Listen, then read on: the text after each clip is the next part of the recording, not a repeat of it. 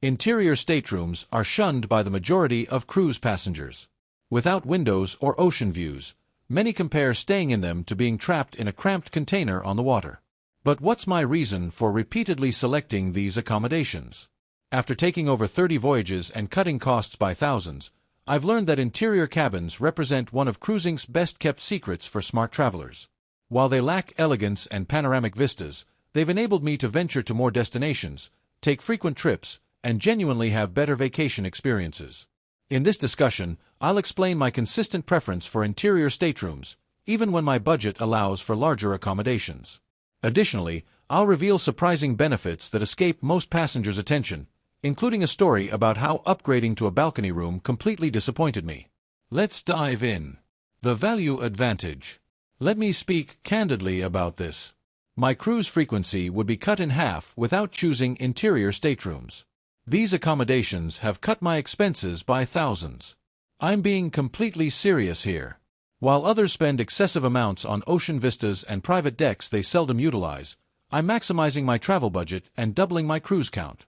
During one comparison of twin itineraries on the same vessel, the interior room cost $900 less. That savings covered an entire Caribbean excursion bundle, airfare enhancement, and beverage package. All funded by what I avoided spending on scenery I'd rarely be present to appreciate. Here's an insider secret that rarely gets mentioned: reserve your spot early, then monitor price changes frequently. Cruise rates often decrease in the weeks leading up to departure. Before reaching your final payment deadline, you can typically rebook at reduced rates. This strategy has saved me hundreds mid-reservation, sometimes effortlessly.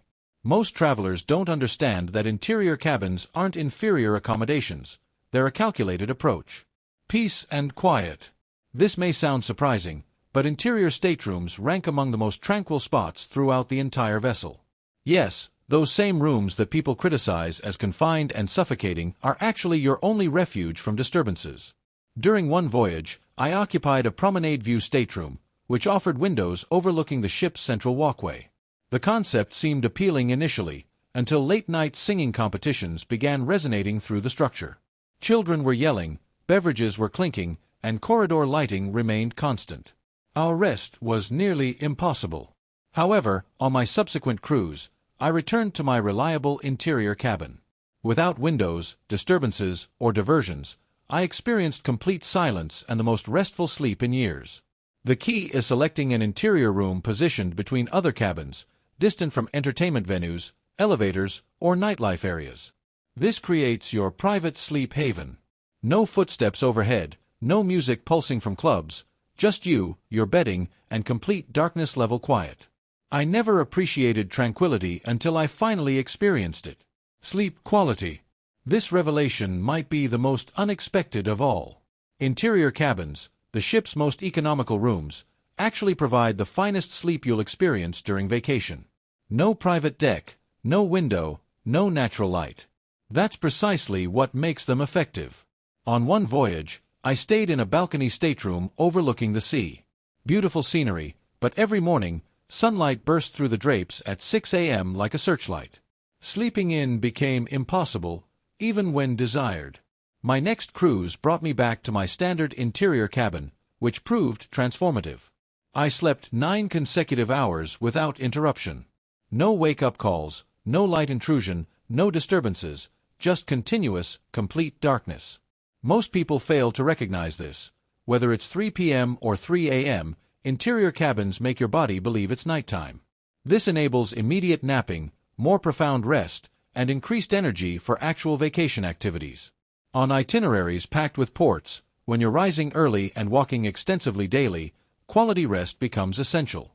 You didn't vacation to feel exhausted upon waking. You came to feel refreshed. Paradoxically, the room that accomplishes this is the one most people dismiss. Functional and efficient. You may assume interior cabins are tight, uncomfortable, and hardly habitable. However, the reality is these rooms offer much more functionality than people recognize. Sometimes, they actually outperform larger accommodations. Let me clarify. During one of my initial cruises, I felt anxious about reserving an interior room. I envisioned colliding with furniture, lacking storage space, having no room to maneuver, essentially sleeping in a maritime closet. Upon entering, I was amazed. Everything was purposefully positioned. The wardrobe was standard-sized, the mattress was spacious, and even the bedside tables included storage. The vanity served double duty as a workspace, with concealed shelving I initially overlooked. It resembled a compact, masterfully designed spacecraft, small yet efficient and far more comfortable than anticipated.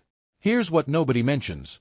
Cruise companies understand these rooms are compact, so they've engineered them precisely. You're not just receiving a less expensive cabin, you're getting space optimized for genuine travelers. Unless you intend to remain in your stateroom all day, which honestly, you won't feel deprived.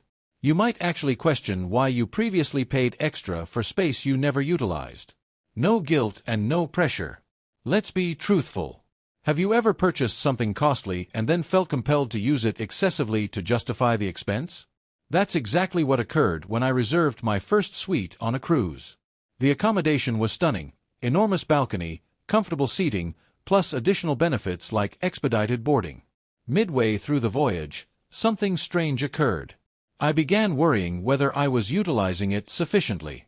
Should I relax more in the room? Should I miss this performance to enjoy the deck?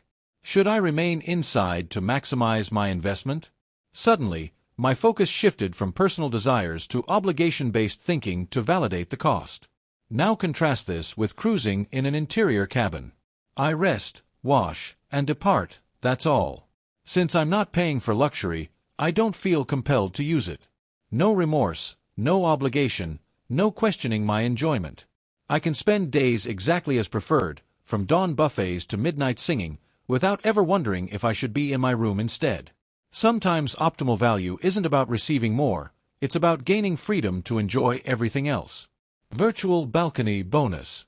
What if I mentioned that some interior cabins actually provide views, despite lacking any windows?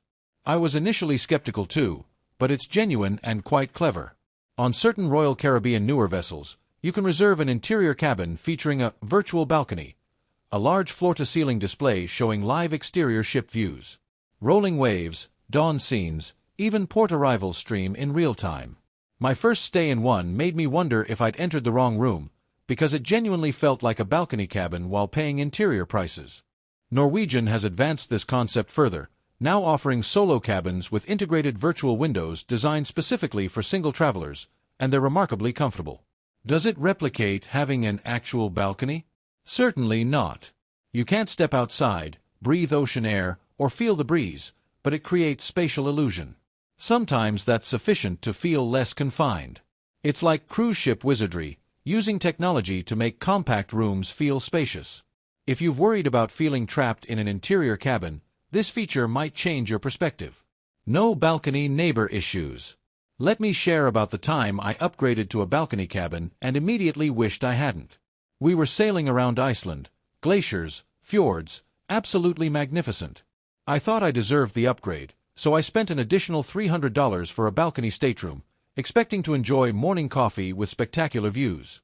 The moment we departed, I realized my error. Our adjacent passengers disregarded the no-smoking rules and marijuana prohibition. They were constantly smoking on their balcony. Every time I stepped outside for the scenery, I encountered a wall of smoke instead of ocean air. We filed complaints, and the cruise line responded professionally, but during those initial days, my expensive upgrade was completely wasted. That's when I understood, interior cabins eliminate this problem. No balconies mean no drifting smoke, no uncomfortable encounters through glass partitions, just walls. Soundproof and trouble-free. Interior cabins may be small, but they include peace of mind that upgrades can't always guarantee. Who should choose an inside cabin? Now that you understand the advantages, let's discuss your situation. The real question isn't whether interior cabins are beneficial, it's whether they suit your cruising style. If you're budget-conscious and truly maximizing every dollar, this represents your vacation's easiest victory. Skip the balcony, book the interior cabin, and spend those savings on excursions, beverages, or additional cruises. If your itinerary emphasizes ports where you'll be off-ship most days, why pay extra for views you won't be present to appreciate? Conversely, if you're sailing through Alaska, Iceland, or Norway, destinations where scenery is the main attraction, then balconies might justify their cost. Awakening to Glaciers and Fjords offers once-in-a-lifetime experiences. Here's another important consideration. If you're a traveler who enjoys leisurely mornings, private relaxation time, and in-room dining while lounging, you might genuinely appreciate the space and atmosphere of balconies or suites. However, if you're like me, the type of cruiser who wants to explore every area, attend every show, and extract maximum adventure from the trip, you don't need a balcony. You need a place to recharge, clean up, and rest. That's all. Your cabin doesn't need to be a destination because the ship and voyage already are. If this describes you, then interior cabins simply make sense. These reasons explain why I nearly always choose interior cabins, and perhaps you should consider them too. Please share in the comments what type of cabin you typically reserve and your reasoning. If you found this content helpful, remember to like, subscribe, and activate notifications so you won't miss new advice from CruiseBlog. Thanks for watching and enjoy your cruising adventures.